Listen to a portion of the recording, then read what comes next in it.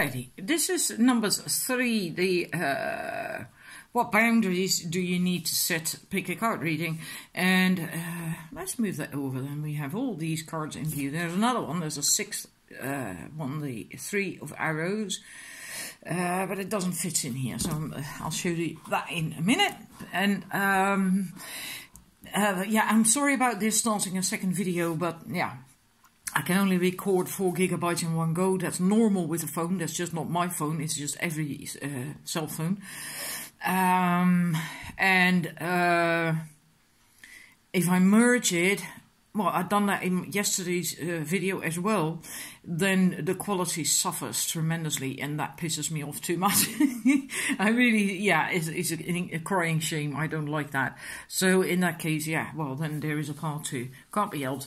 Anyhow, your reading. I feel for you in general, what is actually necessary is that you become more outgoing, that you open up more, that you dare to trust more. And in order to do that, you have to tap into your intuition, your inner guidance, so you know when it's safe, when it's not safe, and you also know what to do, where to go, who to meet, whom to hang out with, whom not to hang out with, etc., etc.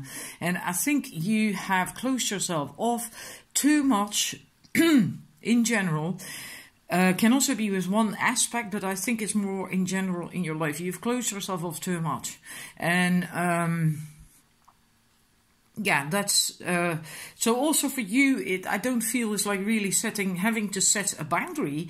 I feel it's more like actually easing up on your boundaries, opening up a bit more, you know, and that's also good, because we have to, sure, you need boundaries, but if they are too confining, too suffocating almost, then that's not good either, right? So sometimes we have to relax a little bit more and move our boundaries a bit further away, so we can actually have space to breathe and live. And that doesn't mean you have to allow stuff from people that doesn't make you happy, not at all. It just means that you have to use your inner guidance, your intuition, your inner guidance. You know, you don't have to live in a straitjacket, so to speak, in order to be protected and safe. That's nonsense. You must be able to live, to move. And in a way, that's trusting yourself. Possibly you got hurt in the past and you withdrew because of that. Doesn't have to be because of a relationship. Sorry about that. Can be because of anything. Can be because of your parents, overbearing parents maybe. It can be a job, a boss, a friend, anything, anyone. It doesn't have to be like a partner who caused that to happen. But for some reason or other, I feel you withdrew a little bit and began to stick to yourself more and more, too much. At some point, that was too much. And it's okay to stay away from drama. I always feel that is drama, that lightning in the background. Or not necessarily drama, but also just stuff that doesn't serve you. I mean, if there's lightning out there, it's not really smart to go there, right? You likely just seek some shelter and stay away from it.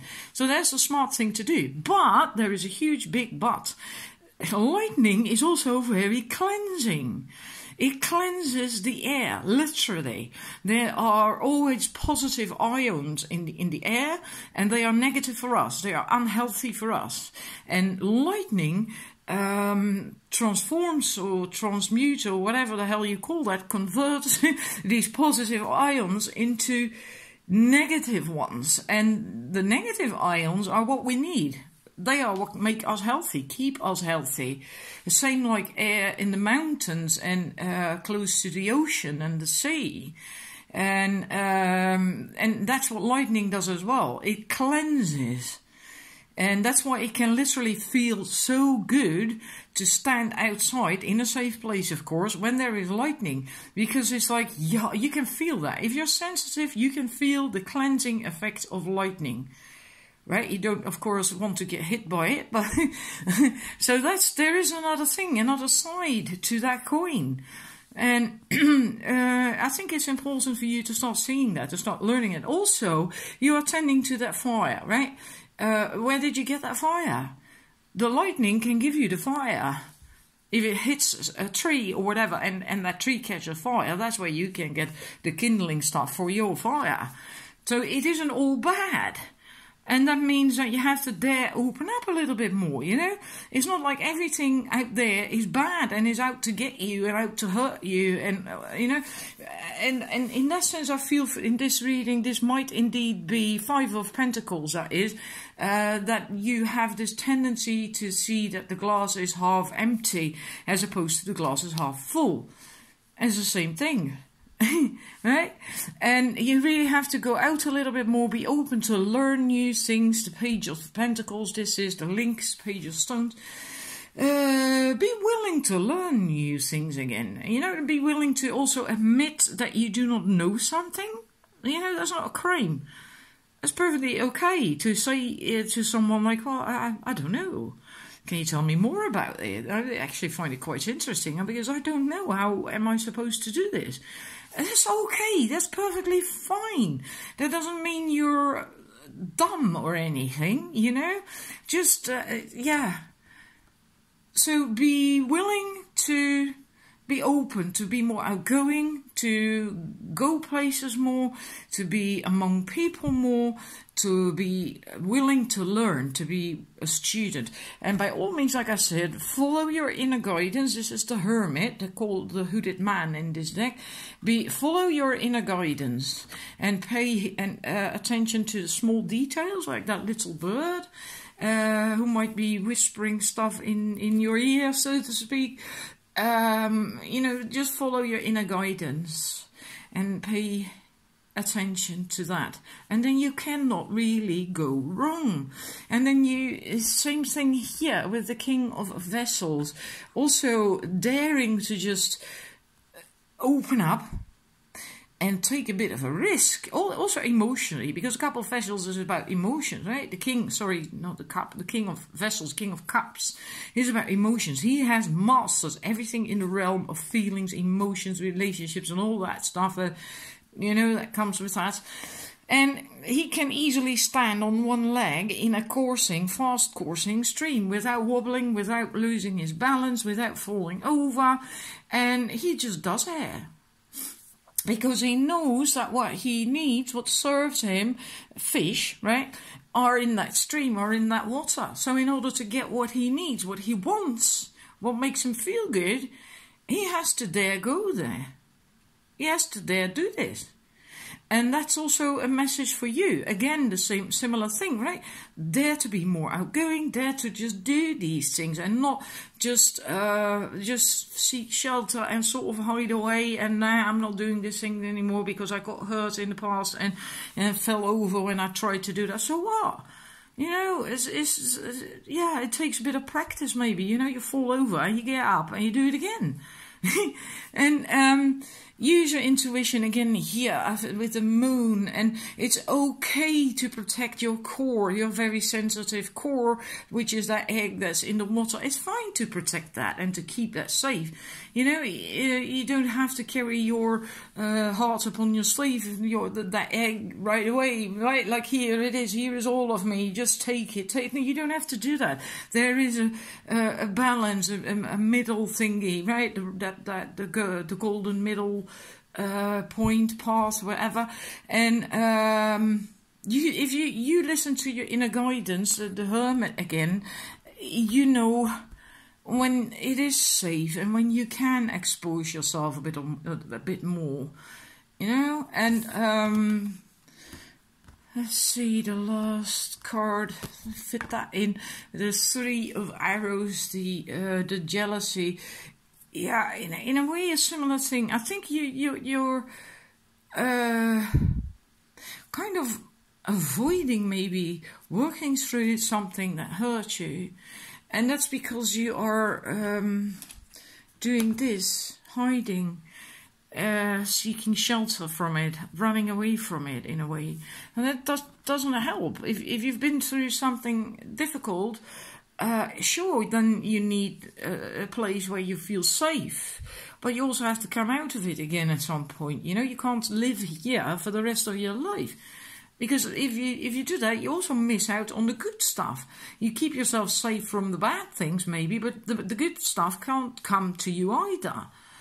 And yeah, unless you want that, unless you do not wish to have more wonderful, beautiful experiences and love and happiness and joy. But yeah, if you do want that, which I am going to assume, then you will have to just do what I just said and dare to open up more and go out more. And yeah, you also have to be willing to risk getting hurt again.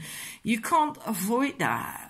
The thing is, if you are centered and listen to your intuition and your inner guidance, you don't easily get hurt again, because then you know when something isn't right. You know when someone isn't right. Then it just boils down to being strong enough to do something about it, to avoid getting hurt. But I also feel that if you do get out of this shell, but you will be quite astounded at how fast you are going to heal whatever is still stuck in your craw. Because I think it's possibly not all that stuck in your craw at all anymore. You might just think it is, but I don't think it actually is. And now we're going to go to your last card from the fairy deck. I will post the... oh, hang about, I've got it here. So if you're interested in what that deck is, it's the Wild Wisdom of the Fairy Oracle deck. And you have the gift Beauty. And that's a very peculiar message. I'm not entirely certain how I am to interpret it for this reading.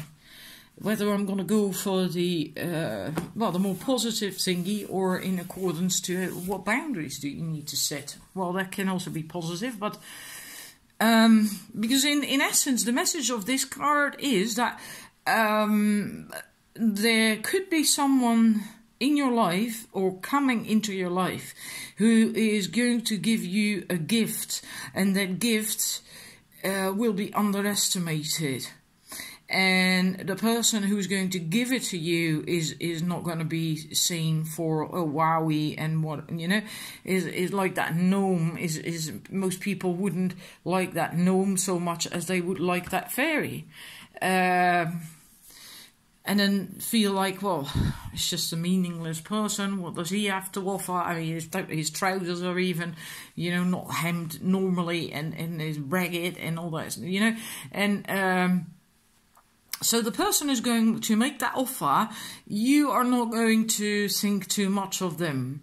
And neither will you think highly of that offer. But it actually will be very good for you to accept that offer, and because something really good is going to come from it. And even if you may not, if you don't see that in the moment, something really wonderful can come from that. And the person who is going to give it to you doesn't expect anything in return. All they wish is to give you something from the heart to make you happy. Maybe to just even put a smile on your face. And maybe you are going to feel like, what does he want from me, or she? Because it doesn't have to be a lover or a potential lover. It can also be, maybe it's just like an old lady, or when, you know, it can just be anyone or anything, even in that sense. But maybe you have gotten so in this place that you do not trust anymore, and so in your shell that you really are like, what do you want from me? What do you want from me? Why are you giving this to me? You know, and so it's up to you whether you are open enough and trusting enough. And in order to do that, you have to again use your inner guidance and your intuition to feel if it's right for you or not. And if it feels right, then accept the offer. Because something very beautiful can come from it. And maybe if it is an old lady giving you a flower or whatever, maybe just a simple compliment even, you know. And maybe she wants to have a cup of coffee with you. And normally you'd be like, no, what does she want from me? Oh my God, I don't know her. And if you didn't do that, have a cup of coffee with her, maybe the guy who's going to pick her up is a hunk of a man, her son, and you end up having a relationship with that person. Now, I am using the love relationship as an example. It's just an example, all right? It can be anything. It doesn't have to do with love or whatever. I'm just giving you an example. Because usually when it comes to that, when it is a glorious love relationship, we suddenly get interested, like, oh yeah, I want that. So that's why I go to that for an example. But that's...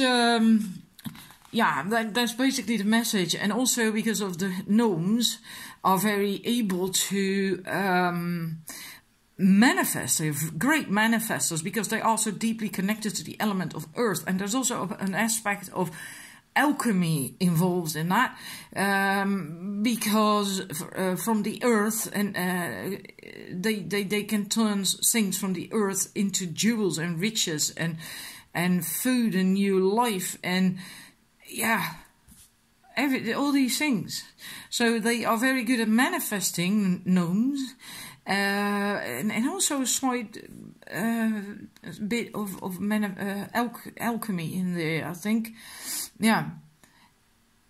So that is the message of this card, and maybe now you understand why I say that I'm not certain how to turn that into what boundaries do you need to set. But like I already said with the other cards, with the tarot cards, is that I don't feel that for you it's about setting boundaries. It's about opening them up a little bit more, relaxing them a little bit more, and then it makes perfect sense. Right? Because you have to relax your boundaries more in order to say yes to that gift. Otherwise, you're not going to do that. If you're going to stay in the shell of that one card, you're likely not going to do that. So it actually does make sense. Yeah, it does make perfect sense. Anyhow, I hope you enjoyed it. I hope it resonates with you. I would love to read that in the feedback. Yeah, sometimes these readings are really quite specific. And I feel this was really quite specific. So I'd love to hear in the feedback from you. You know, I don't need all the details, right? You don't have to tell me your entire personal life. But I always love to see if it really indeed did resonate with people and if it was helpful. Thank you for watching, and I'll be back with another reading quite soon. Bye!